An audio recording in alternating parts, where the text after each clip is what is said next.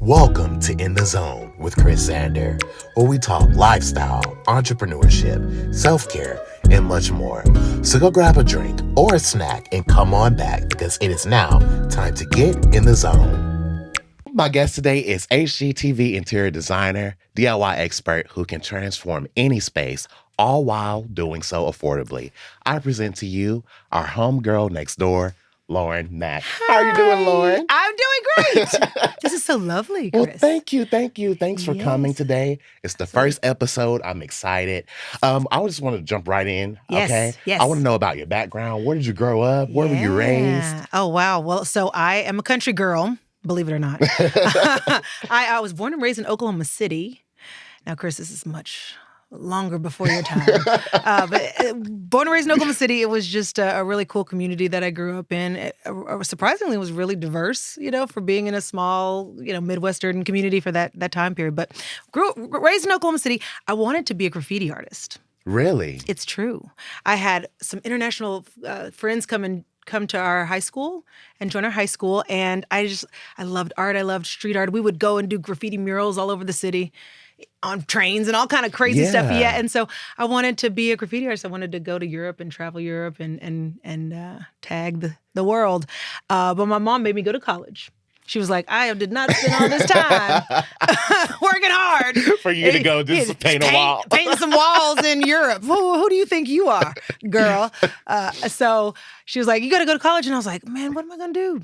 So I decided to go to Oklahoma State first. And I was like, all right, I know I love art and I got to go to college. And I loved just spaces. I loved being able to go in a space and move pillows or, hang art the right way. So I had a creative flair for interiors. And the first day I walked in, I chose interior design, and I knew that was where I needed to be. Yes. It was one of those moments. So you've always had a heart for interior design. I've always had a heart for interior design. Can we talk about this? Yes.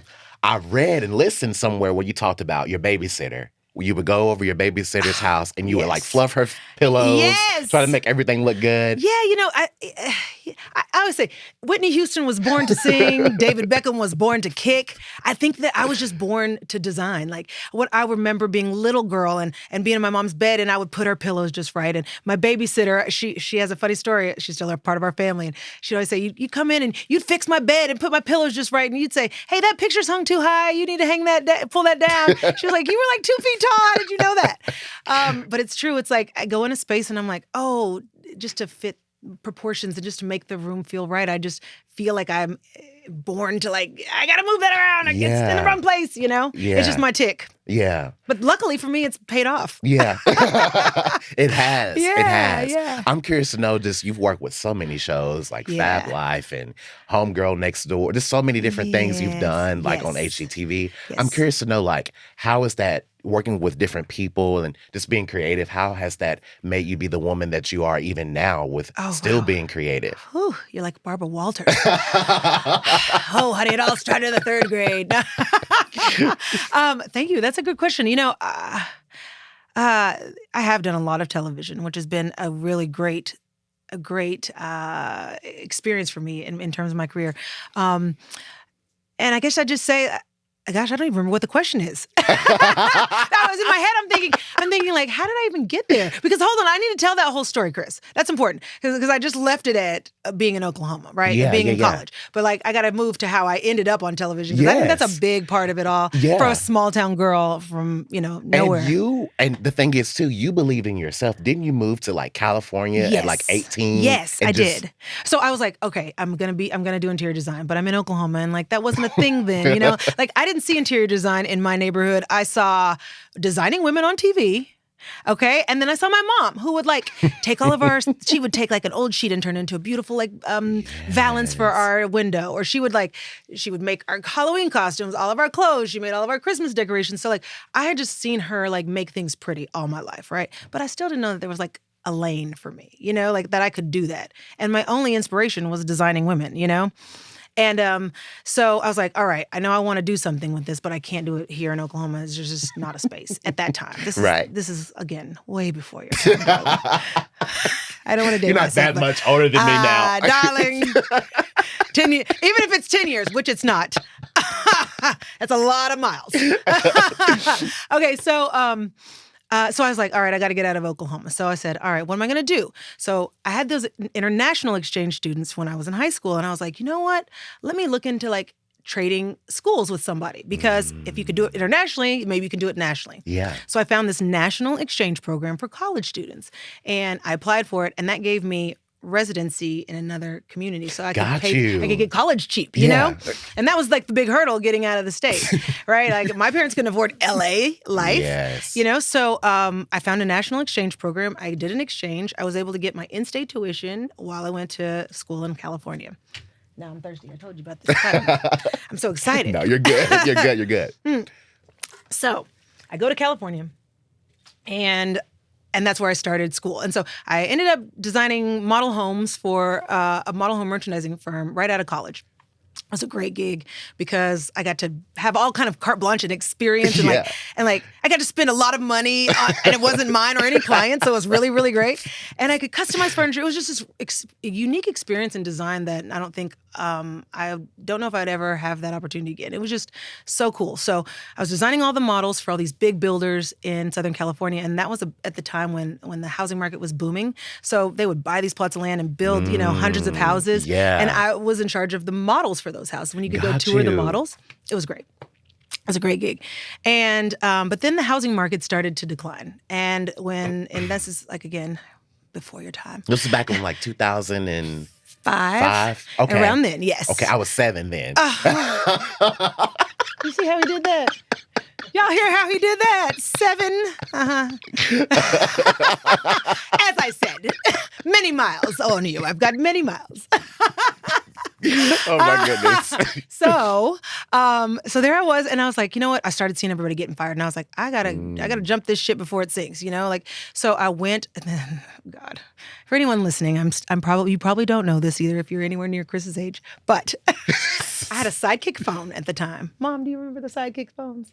They swiveled. It was the first phone that I ever had with the internet on it, and it was this Sidekick device that was about this big, and it had oh, I love you. You don't know it. I don't know. I don't know at all. I don't know. Oh my gosh. It had a face that would swivel, and it would pop up, and then underneath there was a keyboard, right? Sidekick. We'll have to Google it. You remember that one?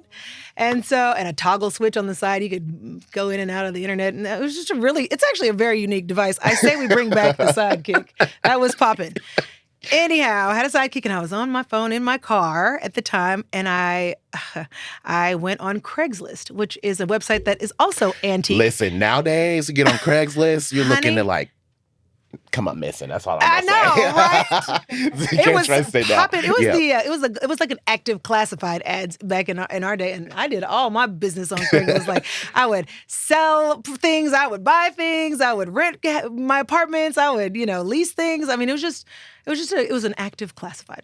And I went on Craigslist, and I said, typed in interior design to look for a job, and this opportunity to audition for a Trading Spaces like television show was on there. And so I was like, you know what? I got all these beautiful photography of all the work that we had done, and we had won all these awards. So I had all these accolades from my design firm, and I had this portfolio, and I was like, let me just go in there and see what happens. So I went and I got the audition. I don't even remember how at the time, but I went to the audition, did the audition, and I walked out of there, and I was like, it was like coming back. It was an out-of-body experience. And then I came back in my body, and I was like, I don't know what just happened, but something amazing just happened, right? That was the feeling I had. So I ended up getting the show, which was crazy. And it turned out to be Trading Spaces. How old were you at this time? Gosh, 24, 25. Gotcha. So you were my age. Yes. Yeah. Oh, yeah. See, you're just starting your career. Look at where you are. See how easy it happens? Yes. And it's always serendipitous. It's always on time, right? That's the truth. Yeah. So we'll talk about that later. Yes, by the we way. will. Okay. Because I believe in that. Yeah. All right. So I got the show, but at the time, Trading Spaces was like the biggest and only design show. There was no HGTV at the time. They were winning Emmy awards all the time, and it was a household name. Like they had a truck that would drive from city to city. You remember? Yes, they had a truck that would drive from city to city, and people would be. It was like, oh my God, the Trading Spaces truck is in town! Like it was huge. They had an original cast that was about 8, I think, or so designers. And this particular, when I got cast on the show, it was sort of like the second wave, the sophomore season or sophomore class of designers on the show. And so, but I was so young and I'd never done television. Yes. You know? Honey, but I knew how to make something. The challenge on Trading Spaces was $1,000 in 2 days to make over a room, and two neighbors would trade places with each other. So that was the challenge. 2 neighbors would trade places, and each one of them had $1,000 and 2 days to do it. Right? Yeah, and it would be the two neighbor, or a couple of neighbors and a designer. Yeah, and so it was kind of a game show. That's how they set it up. So, but it was so perfect for me because I knew how to make a little out of nothing, or a lot out of a little. Lord have mercy. I used to talk then too.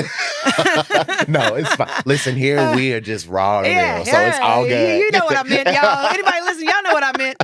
I knew how to make something out of nothing, and I could get the work done quickly because I'd been used to doing that coming from the design model home business. We would go and install a house in 2 days. Yeah, and so it was really, really great for me. And so that was my first show ever on television, and that was like, what the heck?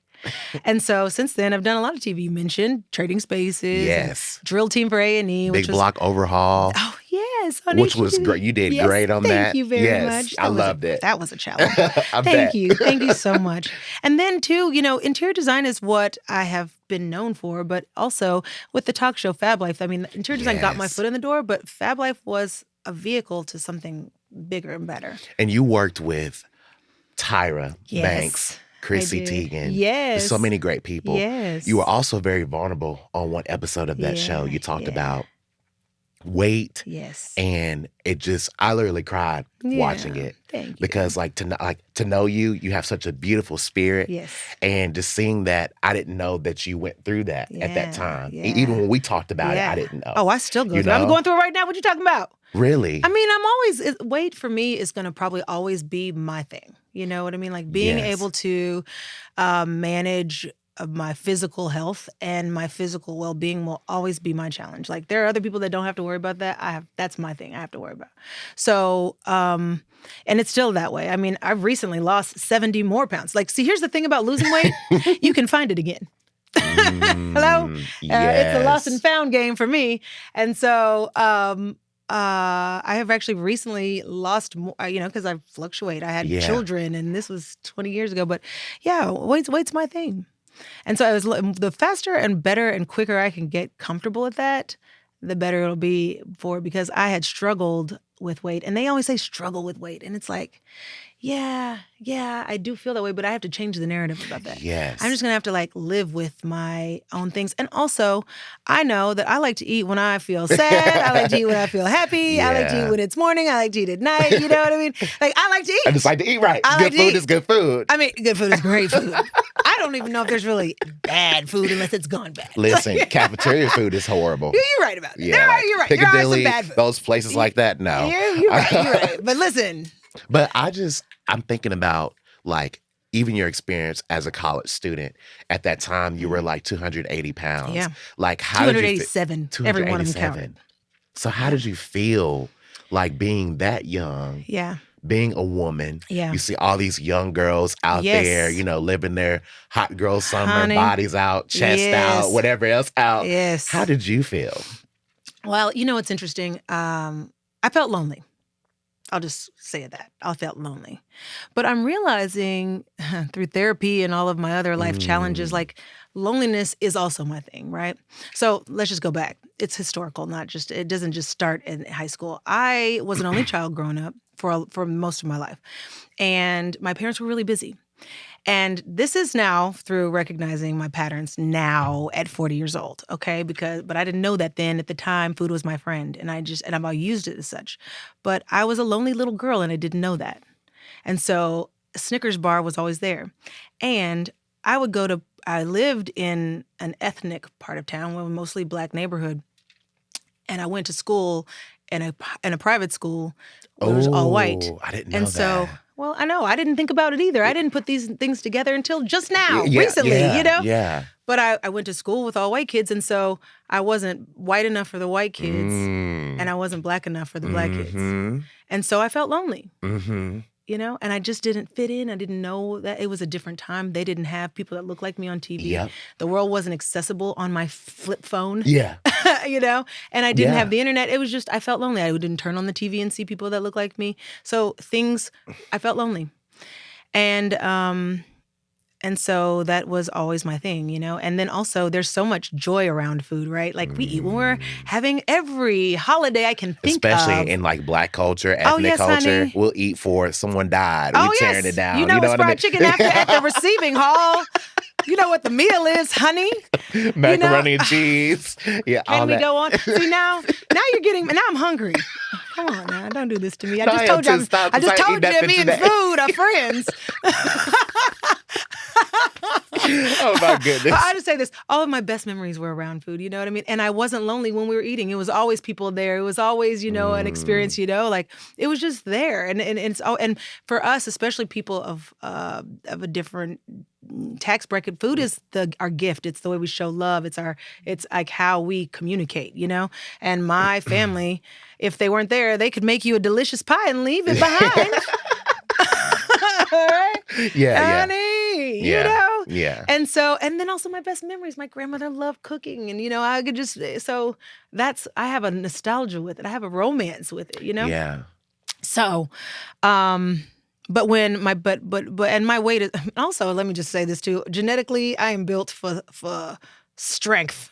Okay. Yeah, I get what you're saying. I'm sturdy. Yeah, And I get like, what you're saying. that wasn't gonna change with any weight loss. Yes. Like, I'm always a woman of a particular size. I get what you're saying. Curves. Hunty for days. What is it? What is that old school song? 36, 20. I don't But know yeah, what it is. You know, 34, that's for my time. We're 36, talking about 20. Listen, Mom, help me out. Yes, I know it. Brick house. Brick House. Thank That's you. it. Yeah. That, very much that. More concrete, even. You know, I have this picture of me in a bathtub. Like, what do you call it? Those an old pool. You know, they put in the yard, the plastic pools. And I'm in there, and I'm looking at myself, and I couldn't be more than 10 months. I'm barely standing, and my thighs are touching, and I'm like, Jesus, I didn't stand a chance. Like, what am I out here striving for?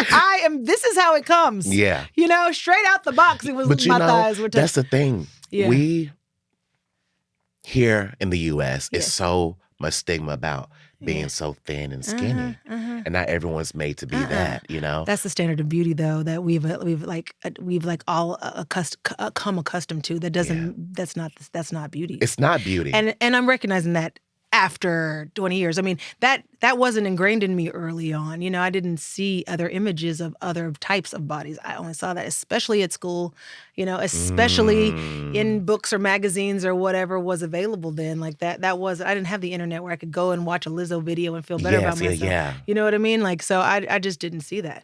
So I want to go back to, you know, going to a predominantly all-white school, also not feeling like you fit in there, not fitting in at home, being the only child. Even now, being 40 years old as an adult. Okay, stop saying that so loud. Jesus Christ. 40 still young. I would date a 40-year-old, actually. Yes, at 25. you will, honey. I would. Yes, you will. Right for the picking. Seriously, though. But how, even now, looking back, do you still find the pressure to, like, fit in at this age, you know? I think human beings is by nature of being a human being, we're pack people. We wanna pack animals. We wanna fit in. We wanna go. We wanna be liked. And I mean, that's just a part of that. Our DNA. So, but yes, I want to fit in. And, you know, I'm a social butterfly. I love to chat. Can you tell? Yeah, I would. Listen, Right. I know you. So, Right. So, yes. So, you know, I want to know who's who and what's what. What's so, popping tonight? I What's want to going fit on? in. Yeah. You know? And so, you know, I remember even just going, so, you know, just to give you a little bit, just going back to weight, when it was time for me to go to prom in my senior year, there were no prom dresses for girls of my size, like a plus size girl. you. None. And in Oklahoma, we drove down to Dallas, which is the nearest big city. And we had to go to like a plus size woman's shop. There wasn't even like a section there was maybe a JC Penney's. I'm really telling all my business. I'm taking it way back. Montgomery Ward. You don't even know that. There wasn't a section for plus size prom, so I'd have to go out of town, and then my mom would have to find some goofy thing, and she'd have to make it and fix it for me to look cute, and it wasn't youthful, and that was a child. That was an awful feeling, It was like all the other girls were getting their little 17 magazines and hopping over to 579. You don't even know what that is, boy. Oh boy. No, I hope your demographic is close to my age, because you're gonna be like, what? Y'all gonna be Googling the hell out of this episode. What's going? It's a history lesson today. It's a history lesson. Really though? Yeah, it's a history lesson. This old relic. No, we loved it. We loved it. Okay. So anyhow, the girls were going to, they were opening their magazines. I didn't have prom dresses for any girl with any curves. Like, I had big boobs. I had boobs in the 3rd grade. I'm serious. My mother it was a silk shirt season, honey. Everybody was buying silk shirts in those day and age. It was the 90s, and I wanted a silk shirt, and my mom bought me one, and it was yellow, and she could see through it, and she was like, "Oh, we're getting you a bra."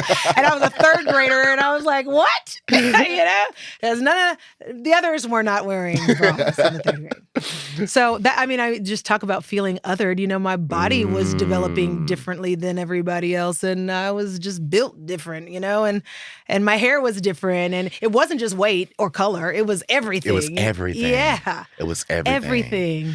I want to fast forward to now, obviously you're a mom, you're a wife, got 2 beautiful boys. I do. Through all of that you've been through, looking at your kids, how does that help you as a mom, as a person individually? Because oftentimes we don't see moms or parents as individuals as well, right? So going through all the things you've went through, and you see your boys, how do you choose to do things a little different? Oh man, well, first I'm in therapy, which is the biggest difference. I'll just say that. Clap to that. Hey, Can we thank clap you. to that? Thank you very much.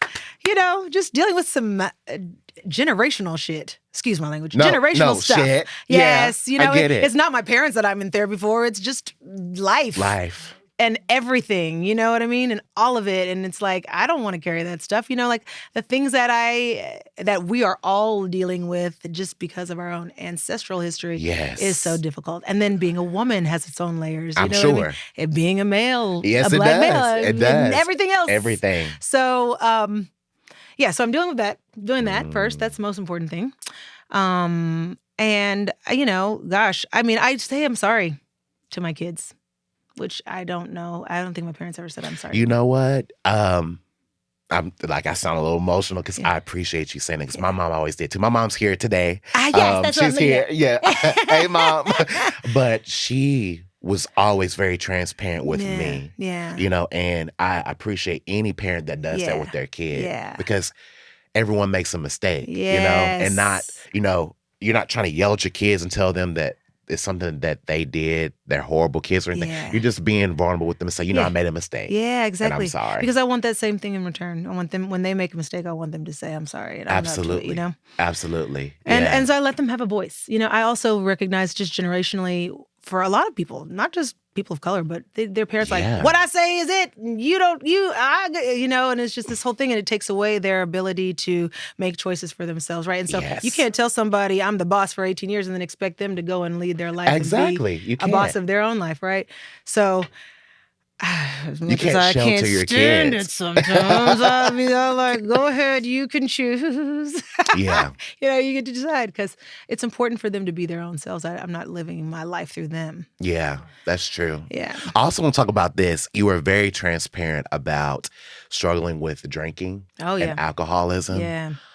That's very deep. Yeah. It is. I just want you to share your journey with that. Yeah, it's all the same. It's all connected, right? So it's not just weight or food. It's the loneliness, right? So I had a gastric bypass in 2001. I was 19 years old. Again, I'd weighed at 287 pounds. And I tried every diet, every Jenny Craig, every, fat camp in the summertime. The list goes on, right? And at the time, gastric bypass surgery was kind of new. And my insurance would pay for it. And so I was like, I want to have gastric bypass surgery. I want to be like everybody else. And I thought that was going to change me. And I went from 287 to 140, right? So I looked different. I felt different. I was visibly different, but the loneliness was still there, right? Because I didn't deal with that.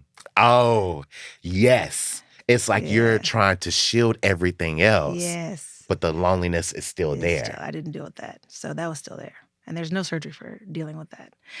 So what happened was because I couldn't physically eat the things that I wanted to anymore, I could have a cocktail and still feel comfortable. I would still feel a part of everything. I would still feel cool. And drinking too is a part of my history, is really ingrained in our family. Like my great grandmother was selling hooch.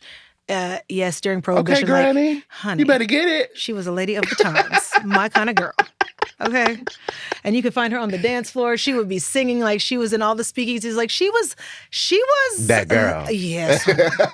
And the stories they have told. Ooh, so, okay. I mean, just thinking back historically, like alcohol has been a part of our family and it's a part of our culture. It's part of everybody's culture. It's so easy you see every commercial is like, every Drink Super more. Bowl. Yeah, everything, every activity, every gathering, every event, every, everything. Right. And so if I wanted to hang out with friends and not be lonely, I could go to the bar and hang out, meet some new people, And I wasn't even really, I don't think it's hard to say what level of dependency on alcohol it was, right? Because I could go for 2 days without drinking. I wasn't even really into alcohol that much until a really bad relationship I was in. Yes. And I felt lonely in the relationship. Yes. And so I just drank to get through the day or whatever was coming next, And I recognized then that I picked up alcohol as a more consistent part of my life. Yeah. And so, and then the pandemic really changed everything. Because let's go back to loneliness, right? Mm-hmm. Now I'm isolated in the house. I got a brand new baby. I moved across country and none of my friends are there. I'm super lonely. I'm lonely deluxe, just like everybody else. And, the drinking wasn't fun and friendly anymore. It wasn't out with your girlfriends at a happy hour. It was in the shower crying by yourself at 8 a.m. Yeah. So, there I am.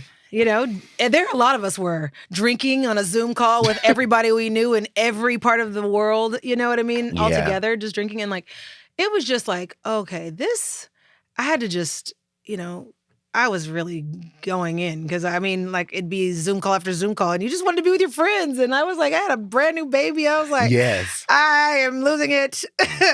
And so I just had a moment and I was this is not serving me any longer. It is just time to stop. Because I'd had so many Mondays where I'd be okay, Monday I'm going to stop drinking. Monday I'm going to do this. I'll stop. And then Taco Tuesday, honey. Hump day. Yeah. Well, Thursday's almost Friday, and I only drink on the weekend, so it's Thursday I may as well. It's a 3-day weekend. Friday, for sure I'm drinking. Saturday, it's over all day, and Sunday could be Sunday was recovery, and then you got to chase the hair of the dog. Yeah. Got to have a brunch, knock the edge off, So it was just it was just getting to be too much. And I said to myself, I remember I was sitting in my living room, and I was God, just help me. What? Just help me. I was just overwhelmed with everything the world, and George Floyd, it was just too much. It was too much going on. It was too much. And I remember just begging God, and I'm not even very religious, but I am definitely know that God is there because I heard him say to me, how do you expect me to help you when you can't even use yourself as the blessing that I'm giving you?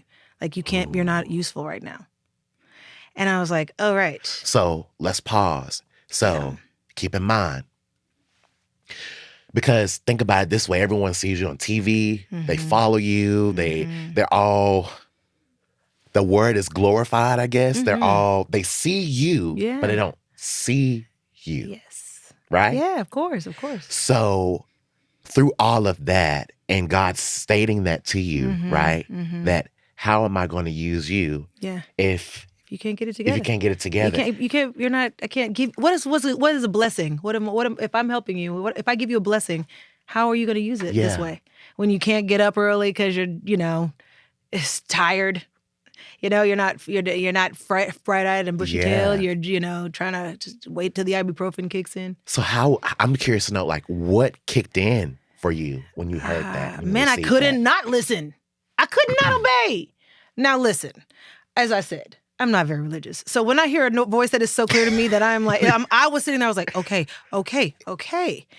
I was like, all right, I hear you. Like, I know that I'm meant for more. I know that I'm destined for greatness, but I was just in this rut. I was stuck and I was like, what am I going to do? And alcohol was my friend and it was just there, and it was so clear. It was like, I need to use you. You're not in your best form right now. Get it together, please. Like that was basically the Cliff Notes version. And it was so loud. I was like, oh, okay, I hear you. What do you do?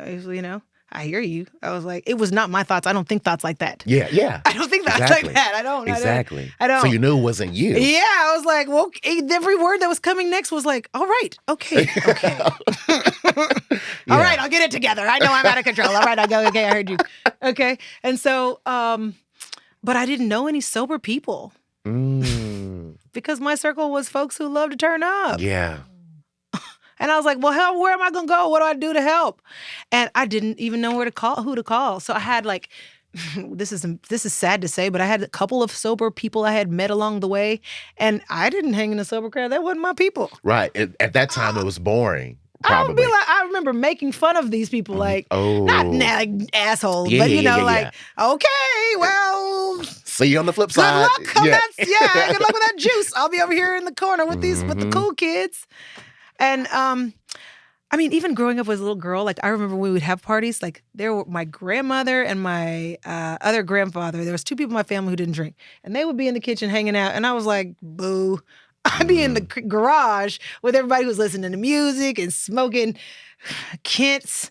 You don't even know what that is. No, I don't. When you said that, I was like, Benson and Hedges. I was thinking Kit Kat. Benson and Hedges was my grandmother's pack. I didn't know what that. Oh, I know, darling. Good night. Anyway, Google it. It was a 100 pack, the 100 cigarettes. It might even been longer than 100. I feel like the pack was this long. The Corella de Ville. Well, they weren't thin. They were regular size. They were like hundreds, and they were in a gold plastic soft pack, and you'd have to hit it like this and tear it up. I can remember what it smells like and everything. They all smoked those. It did when it wasn't burning. It smelled good, didn't it? And yes, honey, this is like old school. My grandpa would put it right here in his front pocket. Anyway, they'd be out there smoking and drinking and listening to music, and that's where I wanted to be. So that has always been my crowd. Still is to this day. I'm not a jerk about it. Yeah, I get what you're saying. I just know that it's not for me. Like alcohol just doesn't serve me anymore. I am in a different place where I need to be clear and focused and available and ready and able. You know what I'm saying? Like it's not serving me to be down and draggy and sleepy anymore. But I'm not preaching about being sober. And you know like a what? drink. I respect the fact that you can acknowledge that you did like to drink and now do. Okay? Yes. Do. Yeah. But that doesn't serve you like it should. Right. But you're not shunning other people. Not at all. You're still around people, and you still see people. Yes. Right. And that goes back to what I'm stating earlier about, people see you. Mm-hmm. But they don't really see you. Yeah, totally. So I respect that Thank you you do that. Yeah, thank you. And, listen, there are people who can have a couple cocktails and be cool, right? I can't have that. I'm not one of those people. I like to drink until I'm done. Fall out. Honey. Yeah. Well, listen, no, I'm not gonna say. I was gonna say before you got sober, you should have told we could have had that experience. No, I'm just kidding. Listen, the funny part is I tell people like that when we should have. I wish we had. And if it ever changes, because I'm not sitting on no soapbox about it, right? Like I am sober today, and have been for the last 300 days, right? Yes, and congratulations to that. Thank you. Is it even more than 300? Actually, it's almost 2 years. It's been almost 2 years. That's right. It's been almost 2 years. In May. Yeah. Wow. Thank you for knowing that. Yeah. Yeah. I stopped counting because you know what? I don't even think about it anymore. Not like that. Not like I did before. I'm recognizing that I have a really fun time without alcohol, and that's shocking to me. Yeah. Because I didn't think there was life with alcohol without alcohol, and now I can't imagine it with it anymore. Yeah. Because I was abusing it. Just like food, I was abusing it, And I'm sure I'll probably find something else. I love thrifting. I find myself sometimes lying about it. And I'm like, oh my God, am I having a problem because I'm out here thrifting? But then I'm like, I'm not hurting anybody and I only spent $5. Let's talk about that actually. Okay. You have everyone that's watching and listening, you have got to follow Lauren Makk on IG. Yes. You literally will go to a thrift store anywhere around the US, anywhere, and just find all this stuff. And things that people would think you couldn't put together, you put them together and they're just gorgeous. You find antiques, thank so you many so different much. things. Thank you. I do. What inspired you to do that? Man, because I was broke. And people be giving away good stuff. Like, They do. That's the thing. Like, I know because I'll be giving away good stuff too. Like, when I don't want to deal with it anymore, I'm like, take it to Goodwill. Yeah. You know what I mean? But anyway, so you find great things there. And it's kind of like a treasure hunt. I think of it like like I have to rescue it. Where's the treasure? I remember the chessboard. Don't even start. That is hilarious. That's going to drive me to drink. Anyhow. But it's like I love thrifting. You, even with your outfits, right? Yeah. Do you thrift with your everything. outfits too? Yes, of course. This is thrifted. These are thrifted. Yeah. That's You know what? Here, insane. it's also about sustainability, right? Like thrifting used to have this negative thing about being poor people's stuff or old raggedy stuff. No. Do you know how much stuff goes into a landfill? Do you know how irresponsible our species is with things and stuff? And especially with stuff, like we will just throw something on the curb. We will just throw something away because we're so disinterested. We have ADD about everything. We're like, I don't want any more. Let's get rid of it, And like, if I can save a little part of that from a landfill, and that can be my little part of humanity where I'm keeping some things out of there, then I think that's not so bad, Yeah. Like, what is wrong with reusing something? Nothing at all. And what is wrong with something being given to Especially when you put it together like this, Oh, thank you, okay? darling. Thank you. But I love it. And like, what's wrong with that? What's so wrong with getting something from somebody else? Like, I think, that's the real way it's to the do it. need for people to feel as if a level of superiority. If you've never had something, you want to feel like it's keeping up with the Joneses. Some people like that. I can see that. Know? I can see that. But let me just tell you right now, I know some really rich people, like super rich. Like I'm sure. beyond richer than I'll ever. Well, I don't want to say that, but No, right. We don't want to put limits. richer than most people I know. Yes. Other people I know. And you know what? They love a secondhand thing. Now, they don't call it thrifting. They call it secondhand. Or, harvesting, maybe? I don't even know what they call it. Secondhand. Secondhand. So you have a secondhand boutique. Sounds better than a thrift store, doesn't it? It does. It's the same thing as a thrift store, just Right. curated a little bit better, fluffed up a little bit nicer, or a lot more money. So, and rich people like getting things from other people too. They trade and stuff with their own rich friends too. So like, this whole idea about whatever is, yeah. Thrifting is my therapy. That's Yeah. where I really do. Like, I honestly, right now, I have recognized how important it is for me to listen to the universe, God, higher power, whatever it is for you, me, Yeah. or anybody else who's listening to this. I need to listen, right? And when I go thrifting, it's my 30 minutes alone where I can pop in some music that inspires me, and I'll just run through those racks, and then you never know what you find, right? But for me, it's when I get an opportunity to talk to God, talk to my angels. Like, my grandmothers are my angels. That's who I consider my higher power. Like, it doesn't matter who it is or what it is for you, as I said, I'm not religious. It's just connecting to something else. For other people, it could be walking in a park or gardening or whatever it is. Like, I just don't think about the day-to-day stuff, and I think about just connecting, right? And So that's everyone needs that space. Everyone needs to create that space. Yeah. Well, in closing, I want to talk about this as we're going to wrap up. I want to say thank you, number one, for coming today my and just pleasure. being so transparent and sharing your story. My pleasure. But you were a big part as to why I'm sitting here today in this space. For most of you listening and watching, when I graduated college last year with my master's degree, I was so excited to get out here in this world. And I always knew like television and film is where I wanted to be, podcast, radio. So I need to be in someone's chair talking like I'm doing right now. But that didn't happen so easily when I graduated at all. I was so down on myself. I was depressed. I thought I was worthless. All these different things. And during that time, that's when I met you. I met Lauren through a mutual friend. Yeah. Sydney, I don't know if you're listening or Shout out, watching, Sydney. but how you doing? You better be watching, Sydney. Sydney's a real one. Yeah. But I met Lauren through Sydney. And you just gave me so much encouragement during that time. And you told me that, just go, just keep going, like, kind of step out of your own way. And it took me almost a year to step out of my own way. And I'm here today starting this podcast. because of just so much love that you shared with me. And I will never forget that. I won't forget that. So I thank you for that, because now sitting here today, if I had started this months ago, like I knew I was supposed to, I wouldn't have been ready. You know what I'm saying? Yeah. But now I know it doesn't matter about, at that time I was like, who's going to watch or who's going to care? It's like, none of that matters. No. Just do it. You just put yourself out there. You just got to. Yeah, and you're so yourself and you're so authentic. Yeah. You know, and you're just sharing, you know. And we are doing this here in this two-dimensional space, right? But this is a three-dimensional world. And there are so many people out there right now who are listening and who have access to this at any time and who are dying to hear what you and I both are saying. That's right true. Now, you know? That's true. And I love that for you, because there's 1,000 roads to wherever it is that you were trying to get to, right? There's 1,000 ways to there, whatever there is for you, you know?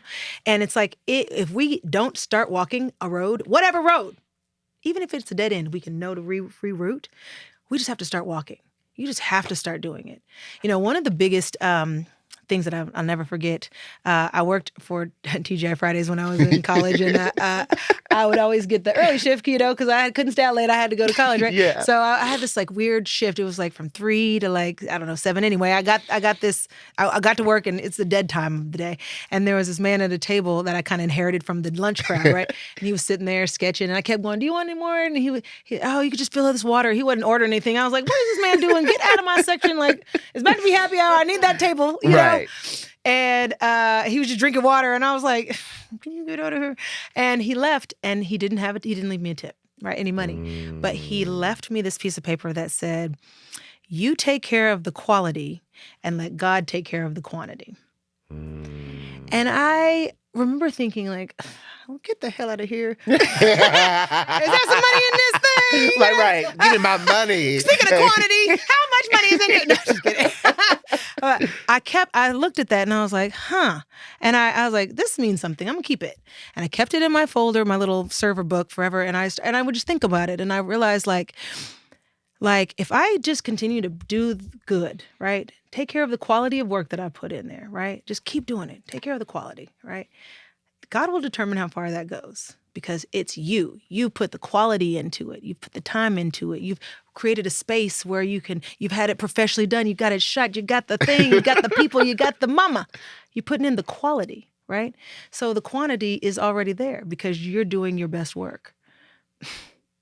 Isn't that simple? That is simple. And so we tend to overcomplicate everything in our lives. Like, I want to be here. I want to be that thing. I want to be the next Oprah, Martha Stewart, whoever that is. It's like, okay, that's a lot. That's a lot. And then it gets you nowhere. It gets you nowhere. It exhausts you. Yes. And you it just get keeps you in that oppressed. Paralysis by analysis. How can I get to that?